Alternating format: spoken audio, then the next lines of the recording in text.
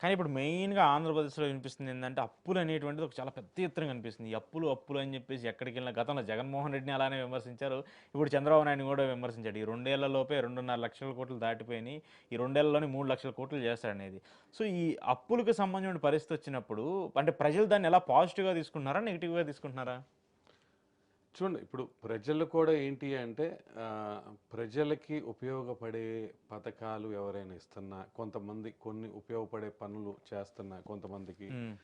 దీని ప్రజల్లో కూడా ఏంటి అంటే రెండు భాగాలు, రెండు టైప్స్ అయిపోయినాయి. ఓకే.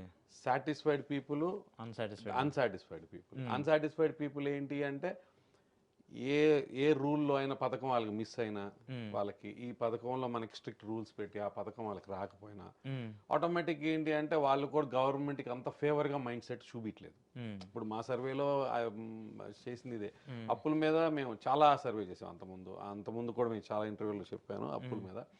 సో, వాళ్ళు అంతకుముందు ఏంటంటే చాలా యాంటీ ఉంది. హ్మ్. అమరావతి అనే కాదు, అప్పులు ఒక ఏరియాలోనే పెడుతున్నారు, ఒక ఏరియాలోనే డెవలప్ చేస్తున్నారు అనేది హ్మ్. ఉంది. హ్మ్. బట్ ఇప్పుడు ఏంటంటే కొంచెం మారింది, ఫ్లక్చువేట్ అయింది. ఇప్పుడు ఏంటి అంటే ఎవరైతే పథకాలు పొందారో హ్మ్. ఆ ఆ ఆ ఆ ఆ సెగ్మెంట్‌లో పబ్లిక్కు హ్మ్. ఓకే. వెయిట్ చేస్తాం. అప్పులు చేశారు కాబట్టి హ్మ్. చూస్తాం. ఏదో ఒకటి చేస్తారేమోనని. అమరావతిని డెవలప్ చేస్తారు. ఇదివరకు కంప్లీట్ యాంటీ ఉండేవారు. హ్మ్. ఇప్పుడేంటి అంటే ఒక గ్యాస్ సిలిండర్ ఏదో ఒకటి, ఇంకా తల్లికి వందనము, ఇంకా హ్మ్. అన్నదాత సుఖీభావ, ఇంకా మిగతాయి కొన్ని 1, 2 ఇచ్చారు కొన్ని హ్మ్. పథకాలు. సో వాళ్ళేంటి అంటే ఒక పాజ్ పెట్టారు. ఒక పాజ్ పెట్టి సరే ఓకే. హ్మ్. చూస్తాం. ఇంకొంతమంది ఏంటి అంటే కంప్లీట్‌గా వచ్చినోళ్ళు పథకాలు ఇంకొంచెం కంప్లీట్‌గా హ్యాపీగా ఉన్నోళ్ళు అమరావతి చాలా గ్రేట్ క్యాపిటల్ అయిద్ది అన్నారు. హ్మ్. మిగతా వాళ్ళు చాలా న్యూట్రల్ క్యాండిడేట్స్ ఉన్నారు. హ్మ్. మిగతా వాళ్ళు హ్మ్. 50, 60% న్యూట్రల్ ఉన్నారు. ఏది హ్మ్. 50, 60 వాళ్ళు మాత్రం ఏంటి అంటే ఇప్పుడే ఏం చేయలేము, చెప్పలేము. హ్మ్. ఇప్పుడేం చెప్పలేము, వెయిట్ చేస్తాం. ఇంకా కొంతమంది ఏంటంటే వైఎస్ఆర్‌పీ గ్రౌండ్‌లో వైఎస్ఆర్‌పీ అవును. ఫేవరెట్స్ చాలామంది కూడా ఉన్నారు గ్రౌండ్‌లో. సో వాళ్ళు ఏంటి అంటే అది కట్టడం అక్కడ రాంగు, తప్పు హ్మ్. అనేది ఉంది. సో ఓవరాల్‌గా ఏంటంటే మిక్స్డ్. అమరావతికి అదే ఇంత అప్పులు చేస్తున్నారు అనేది హ్మ్. ఎక్కువగా మిక్స్డ్ హ్మ్. ఉంది. ఫస్ట్‌లో కంప్లీట్ యాంటీ ఉండింది. ఇప్పుడు రేషియో డివైడ్ అయింది. ఓకే. అంటే అమరావతికి సంబంధించి అప్పులు చేస్తున్నా అంటే రాజధానికి సంబంధించి ఒక దగ్గర మొత్తం బిల్డప్ చేస్తున్నారని చెప్పినా కూడా ప్రజల్లో అంత నెగటివిటీ కనిపించట్లేదు. ఒక సెక్షన్‌లో నెగటివిటీ ఏంటంటే అదే నెగటివిటీని కూడా 2 హాల్ఫ్స్ కింద మనం డివైడ్ చేయవచ్చు. హ్మ్. పథకాలు పొందిన వాళ్ళు, పథకాలు పొందని వాళ్ళు. హుహు. దానికి లింక్ అయిపోయింది ఇప్పుడు హ్మ్. డైరెక్ట్‌గా. సో, పథకాలు తీసుకున్న వాళ్ళు వెయిట్ చేయడానికి ఓపిక చేస్తున్నారు ఇప్పుడు. హ్మ్. ఆ అప్పులనేవి అందరూ చేస్తున్నారు. కామన్ అయిపోయింది. ఇప్పుడు అలవాటు పడిపోయారు. ఓకే. ప్రజలు కూడా రియలైజేషన్ అయిపోయి ఇండికేషన్‌లోకొచ్చేసారా? ఇండికేషన్ వచ్చేసారు. ఆ! ప్రజలు కూడా ఏంటంటే ఈ అప్పులనేది కామన్. ఎవరైనా ఎప్పుడైనా చేస్తారు హ్మ్. ప్రజలు. సో, వాస్తవంగా చెప్పాలంటే ప్రజలు అలా ఆలోచిస్తున్నారు. హుహు. హ్మ్. వాస్తవంగా చెప్పాలంటే ఒక పథకం ఇచ్చిన తర్వాత 15,000 నేను సపోజ్ 13,000 పథకం మొన్న ఇచ్చారు. హ్మ్. తల్లికి వందనం. హ్మ్. నేను 15,000 తీసుకొని అప్పు చేయకూడదు అనేది ఎలా ఆహ్, కరెక్ట్ అనే దాంట్లో అని వాళ్ళు ఆ! అని ప్రజలు అంత ఈ ఆ లెవెల్‌లో ఆలోచిస్తున్నారని హ్మ్. నేను అనుకోవట్లేదు. హ్మ్. తీసుకున్న తర్వాత ఏంటి అంటే మా ఇంటికి ఏం బెనిఫిట్ అయింది అనేది కూడా వాళ్ళు చూస్తున్నారు. ఆ లెవెల్‌లోకొచ్చేపాటికి మీకేంటి అంటే కొంచెం అటు ఫేవర్‌గా చూపిస్తారు. హ్మ్. ఏంటి అమరావతి కాన్సెప్ట్ అసలు పాజిటివ్ ఉందా? నెగెటివ్ ఉందా? ఎందుకంటే అమరావతిని చాలా విజనరీ అంటూ కూడా చంద్రబాబు నాయుడు గారు ప్రొజెక్ట్ చేస్తున్నారు. ఆయన ఎక్కడికెళ్ళినా కూడా అమరావతి తప్ప మిగతా ఏది ఫోకస్ చేయట్లేదు. సో, ఇది అడ్వాంటేజ్ అవుద్దా టీడీపీకి, కూటమికి లేదంటే నెగెటివ్ అయిద్దా? అమరావతి అనేది చాలా ఇప్పుడు ఇప్పుడు మా ప్రకారం అమరావతి అనేది చాలా రిస్కీ పాయింట్ ఫ్యాక్టర్. హ్మ్. చాలా రిస్కీ ఫ్యాక్టర్ వాళ్ళకి. హ్మ్. ఎందుకంటే అమరావతి పబ్లిక్‌లో మాత్రం ఇప్పుడప్పుడే అవ్వదు అనేది ఉంది. వాళ్ళకైతే పిక్చర్ క్లియర్‌గా ఉంది. పబ్లిక్‌లో క్లియర్‌గా ఉంది. హ్మ్. ఇప్పుడప్పుడే అవ్వదు అని. కొంతమంది పథకాలు తీసుకునేవాళ్ళు మాత్రం సూపర్ అదే కొంచెం హార్డ్ అదే కోర్ టీడీపీ టీడీపీ. వైపు. Pro hard core TDP. TDP హ్మ్. వైపు సూపర్ సిటీగా అయిపోయింది అమరావతి అన్నారు. మిగతా వాళ్ళు మాత్రం 50, 60% ఇప్పుడు అవ్వదు. హ్మ్. అది ఇప్పుడు అవ్వదు. ఎందుకంటే ఆళ్ళు హైదరాబాద్‌ని చూసారు. హ్మ్. 60, 70% హైదరాబాద్ చూసారు.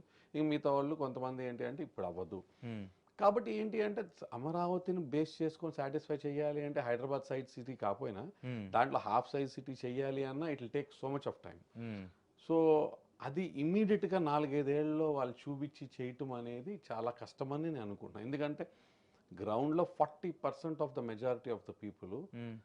మాకు అమరావతితో సంబంధం లేదు అని వైఎస్ఆర్‌సీపీ పార్టీకి ఓటేశారు. హ్మ్. అవును. మాకు అమరావతితో సంబంధం లేదు. హ్మ్. సో, 40% క్లియర్ కట్‌గా చెప్పేశారు మాకు హ్మ్. అమరావతితో. సో, ఆ 40% కంపల్సరీగా ఇన్వెస్ట్ చేయరు. హ్మ్. మీరు ఎంత బాగా చేసినా డెఫినిట్‌గా. ఆ! రాదు. సో ఇదేంటి అంటే పర్సనల్ చాయిసెస్ అయిపోతాయి. మీకు ఓన్ డబ్బులు ఉన్నాయి, మీకు ఒక 10 రూపాయలు ఉన్నాయి, మా ఓన్ డబ్బులు అంటే నేను ఎక్కడైతే పెరిగి ఉందో అక్కడే ఇన్వెస్ట్ చేస్తాను. సో రిస్కీ ఫ్యాక్టర్ అమరావతి అనేది ఇప్పటికిప్పుడు డిసైడ్ చేసి ఈ ఎలక్షన్లో దాన్ని ఏంటి అంటే ఒక రెఫరెండం లాగా ట్రై చేయాలి అంటే చాలా రిస్కీ ఫ్యాక్టర్ అని నేను అనుకుంటున్నాను అమరావతి. సో ప్రజల్లో కూడా అదే ఒపీనియన్ ఉంది. ఇప్పుడప్పుడే అవ్వదు అనేది మాత్రం ఉంది అదే వాళ్ళకైతే ఒక అవగాహన వచ్చేసింది. వీళ్ళు ఎన్ని పిక్చరైజేషన్స్ చేసినా ఎన్ని చూపించినా కూడా అమరావతి నాట్ ఇంపాసిబుల్ ఇప్పుడు అలా ఏది కాదని చెప్పి. అంతే. ఎందుకంటే ఈస్ట్ వెస్ట్ అటు సైడ్ వాళ్ళు ఎవరు ఇటు సైడ్ రావట్లేదు, అటు సైడ్ ఎక్కువ మోపు చూపట్లేదు. ఇంకోటి ఏంటంటే రాయలసీమ సైడ్ చిత్తూరు, కడప, అనంతపూర్, కర్నూలు మేము ఇటు వచ్చి ఇన్వెస్ట్ చేయాలి అనేది, అవసరం అయితే బెంగళూరు, హైదరాబాద్ వెళ్తాం అన్నట్టు. సో ఏంటి అంటే అది టైం పట్టింది. అమరావతి ఇన్వెస్ట్మెంట్ పర్పస్ గా కూడా అమరావతిని ఎవరు పెద్దగా చూడట్లేదు, చేయరు. ఇప్పుడు నాట్ ఈవెన్ ఎవరో కాదు, మీ దగ్గర రేపు మీ దగ్గర ఎంతో డబ్బులు వచ్చి మీరు ఇన్వెస్ట్ చేయమంటారు అంటే వెంటనే పర్సనల్గా ఆలోచిస్తారు. పర్సనల్గా ఆలోచించి డిఫరెంట్గా ఆలోచిస్తారు. హైదరాబాద్లోనే ఎక్కడో కొనాలనుకుంటారు తప్ప మీరేంటి అంటే రిస్క్ ఫ్యాక్టర్లోకి వెళ్తారు. మీ ఆలోచన ఏమో రేపు వైఎస్ఆర్సీ గవర్నమెంట్ వస్తే నా పరిస్థితి ఏమైతేమో, లేకపోతే వేరే గవర్నమెంట్ వస్తే వేరేదే అంటే వాళ్ళేమి దాన్ని కాదనే అనేది కాదు. సో ఎవరి ప్రిఫరెన్సెస్ వాళ్ళకి ఉన్నాయి కాబట్టి ఇదేంటంటే రిస్కీ ఫ్యాక్టర్. ఓకే, అమరావతి అనేది చాలా రిస్కీ ఫ్యాక్టర్. వాళ్ళు దాన్ని డ్రైవ్ చేయడానికి ట్రై చేస్తున్నారు, బట్ లాంగ్ రన్లో వాళ్ళకి రిజల్ట్ అనేది ఎలా అనేది చాలా రిస్క్లో పడతారని నా ఉద్దేశం. ఓకే. సో ఇంకోటి, కూటమిలో 3 పార్టీలు ఉన్నాయి, టీడీపీ, జనసేన, బీజేపీ. ఇప్పటికైతే ముగ్గురు మేము 15 ఏళ్ళు ఇంకో 15 ఏళ్ళు అధికారంలో ఉంటాం, కలిసిమెలిసి ఉంటాం అని చెప్తున్నారు. సో ఇండివిజువల్గా పార్టీస్కి సంబంధించిన పర్ఫార్మెన్స్ ఎలా ఉంది? టీడీపీకి ఎలా ఉంది? జనసేనకి ఎలా ఉంది? బీజేపీకి వీళ్ళ పరిస్థితులు ఎలా ఉన్నాయి? చూడండి, టీడీపీకి ఇప్పుడు గ్రౌండ్లో టీడీపీకి వాస్తవంగా జనసేన కంటే కూడా బీజేపీ కంటే కూడా టీడీపీకే ఒక పాయింట్ 2 పాయింట్లు గ్రాఫ్ ఎక్కువే ఉంది వాళ్ళిద్దరి కంటే కూడా. జనసేన అనేది ఏంటి అంటే సబ్సెట్ అయిపోయింది. టీడీపీయే ఫ్రంట్ ఫేస్లో ఉంది. ఫ్రంట్ ఫేస్లో ఉన్నప్పుడు అండ్ వాళ్ళే పథకాలు వాళ్ళే ఇవన్నీ రిలీజ్ చేస్తున్నారు కాబట్టి కాంబినేషన్లో ఏంటి అంటే టీడీపీకే ఒక పాయింట్ ఎక్కువ ఉంది. కొన్ని జనసేన ఎమ్మెల్యేలు ఉన్న ఏరియాల్లో కూడా టీడీపీ కొన్ని చోట్ల ఇంకా స్ట్రాంగ్గానే ఉంది. లైక్ మీకు ఒక స్ట్రేంజ్ ఎగ్జాంపుల్ చెప్తాను. మీరు పిఠాపురం చూసుకోండి. ఇప్పుడు మేము పిఠాపురంలో రీసెంట్గా 2.5 months సర్వే చేసాం. ఇప్పుడు పిఠాపురంలో మేము సర్వే చేసిన చాలా పాయింట్స్ చేసాం. పవన్ కళ్యాణ్ గారు ఏం చేశారు, ఎక్కడెక్కడ చేశారు. పిఠాపురంలో అంతకుముందు పాత పాయింట్స్ అన్నీ మాకు తెలుసు. ఎక్కడెక్కడ ఇబ్బందులు ఉన్నాయి, అగ్రహారం ఏరియాలో వాటర్ ఎక్కడ ఉంది, ఎక్కడ స్కేర్సిటీ ఎక్కడ ఉంది, ఇవన్నీ మళ్ళీ ఫిక్స్ చేశారా అనే పాయింట్ మీద మేము వెళ్ళాం. ఇవన్నీ ఫిక్స్ చేశారా అనే పాయింట్ మీద వెళ్తే మాకు ఆశ్చర్యమైన సర్వే ఏమొచ్చింది అంటే 4 రేటింగ్ ఇచ్చారు పవన్ కళ్యాణ్ గారు. 4.9 రేటింగ్ ఇప్పుడు టీడీపీ గవర్నమెంట్కి ఉంది. అంటే యాజ్ ఎమ్మెల్యేగా చూస్తేనేమో 4 వచ్చింది, గవర్నమెంట్ చూస్తేనే 4.9. టీడీపీకి ఒక పాయింట్ ఎక్కువ ఉంది. సో సర్ప్రైజింగ్ ఫ్యాక్టర్ ఇది మాకు. నేను ఇక్కడ పవన్ కళ్యాణ్ గారిని తక్కువ చేయటం లేకపోతే ఆయన ఏదో డౌన్ అయిపోయారు అనే టాపిక్ లో చెప్పట్లేదు. సో బట్ 4 పాయింట్ ఎందుకు అంటే ఈ పథకాల ఎఫెక్ట్ అక్కడ కాస్త కనిపిస్తుంది. పిఠాపురం లాంటి ఏరియాలో కనిపిస్తుంది. దానికి తగ్గట్టు పవన్ కళ్యాణ్ గారి combination. But end of the day TDP ground అనేది ఇది పిఠాపురం లాంటి ఏరియాలోనే మీరు అలా ఉంది అంటే ఇంకా మిగతా ఏరియాలో ఇంకా మండపేట హార్డ్ కోర్ ఇంకా అక్కడికి వెళ్తే స్వీప్ అది దాదాపు 6-7% రావచ్చు, 5-6% పైన రావచ్చు. సో అలా కొన్ని ఏరియాల్లో ఇంకా వేరే ఇంకా మిగతా ఏరియాల్లో సో అది కనిపిస్తుంది. ఆ టీడీపీ వేవ్ కొంచెం వాళ్ళ 2 పార్టీల మీద వీళ్ళకి ఎక్కువ ఉన్నట్టయితే క్లియర్ కనిపిస్తుంది. వీళ్ళు ముగ్గురుతో కంపేర్ చేస్తే I'm not comparing to YSRCP, but వీళ్ళ ముగ్గురులో గ్యారంటీగా టీడీపీదే అప్పర్ హ్యాండ్ అనేది మాత్రం క్లియర్గా ఉంది.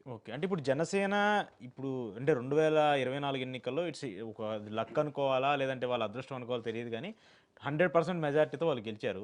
ఈ 2 yearsలో ఒక విధంగా చెప్పాలంటే చాలామంది వాళ్ళందరూ ఏం చెప్తారంటే గ్రాఫ్ పడిపోయింది, పవన్ కళ్యాణ్ వర్క్ చేయట్లేదు, గ్రౌండ్ లెవెల్లో పార్టీని బిల్డ్ చేయట్లేదు, ఇలాంటి కాన్సెప్ట్స్ వస్తున్నాయి కదా. సో ఇండివిజువల్గా పవన్ కళ్యాణ్ ఐడెంటిటీని ఎమర్జ్ చేసుకోవడానికి, జనసేన బిల్డప్ అవ్వడానికి గ్రౌండ్ లెవెల్లో ప్రజలు ఏమన్నా ఇంట్రెస్ట్ చూపుతున్నారు అంటే థర్డ్ ఆల్టర్నేటివ్గా పవన్ కళ్యాణ్ ఏమన్నా పరిగణిస్తున్నారా? అది ఇప్పుడు మెయిన్ జనసేన మీరు అంటున్నారు జనసేన పార్టీకి రావడానికి. చూడండి, ఇప్పుడు పిఠాపురంలో ఒక కంప్లైంట్ అయితే ఉండండి. జనసేన లీడర్ మెయిన్ సుప్రీం మీద అయితే ఒక కంప్లైంట్ ఉంది. అంటే పెద్ద కంప్లైంట్ కాదు, ఆయన మీద అయితే ఉంది. ఆయన అందుబాటులో ఉండరు, ఆయన డిప్యూటీ సీఎం, ఆయన పార్టీ అంతా చూడాలి. ఆయన కనీసం వారానికి నెలకి 2 వారాలు నెలకు 1 వారం వస్తే బాగుంటుంది అనేది పబ్లిక్ లో క్లియర్ గా ఉంది. ప్రజల్లో నుంచి ఉన్నారు. రాకపోయినా కొద్ది గొప్ప మెయింటైన్ చేస్తున్నారు, లోకల్లో మెయింటైన్ చేస్తున్నారు అని ఏదో కొద్దిగా ఉంది. సో విషయం ఏంటి అంటే మీకు పబ్లిక్లో వాళ్ళు రావాలి ఆయన ఇంకా మిగతా ఏరియాస్లో జనసేన మీద పవన్ కళ్యాణ్ గారి మీద హార్డ్ కోర్ వాళ్ళ కూటమి గెలిచిన చోట్ల పవన్ కళ్యాణ్ గారు కాస్త కష్టపడుతున్నారు. పవన్ కళ్యాణ్ గారి గ్రాఫ్ అయితే టోటల్గా డౌన్ ఎక్కడ అవ్వలేదు. సో పవన్ కళ్యాణ్ గారి గ్రాఫ్ స్టార్టింగ్లో మీరు చెప్పిన 100% స్ట్రైక్ రేట్ అయితే లేదు, 100% స్ట్రైక్ రేట్ లేదు.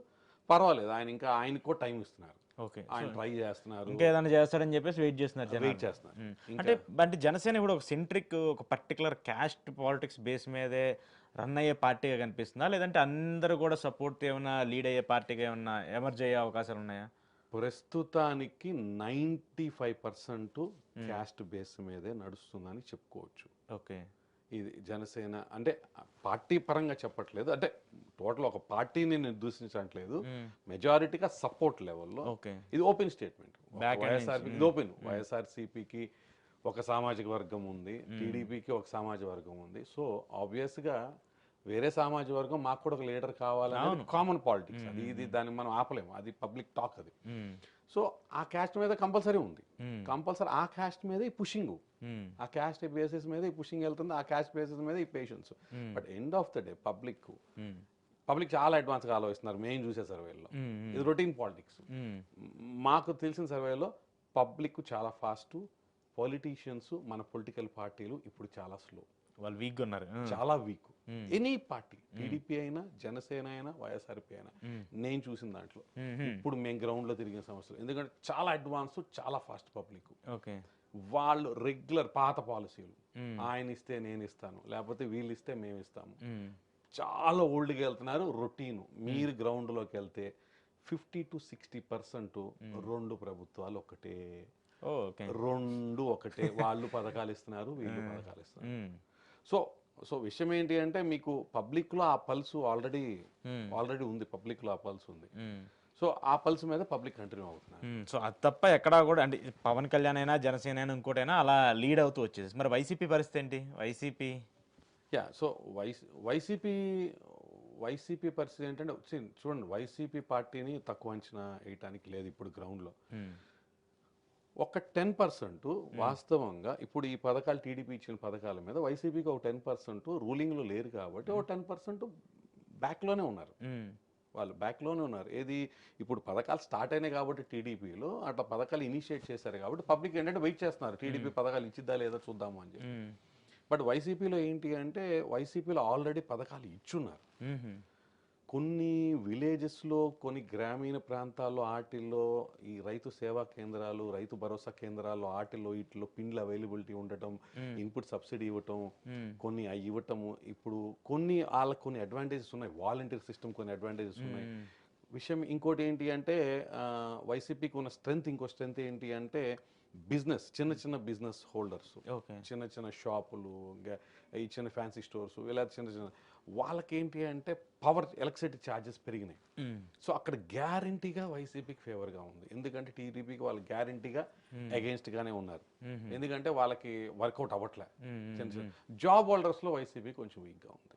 జాబ్ హోల్డర్స్లో రైతుల్లో ఏంటి అంటే రైతుల్లో 50-50గా షేర్ చేసుకున్నారు టీడీపీ వాళ్ళు. సో వైసీపీకి కొన్ని ఏరియాల్లో స్ట్రాంగ్ పొజిషన్స్ ఉన్నాయి, వైసీపీ పార్టీ ఐడెంటిఫై చేసి ఆ స్ట్రాంగ్ పొజిషన్స్ని హోల్డ్ చేసుకొని ఆ స్ట్రాంగ్ పొజిషన్స్ పట్టుకుంటే దిల్ కమ్ అప్.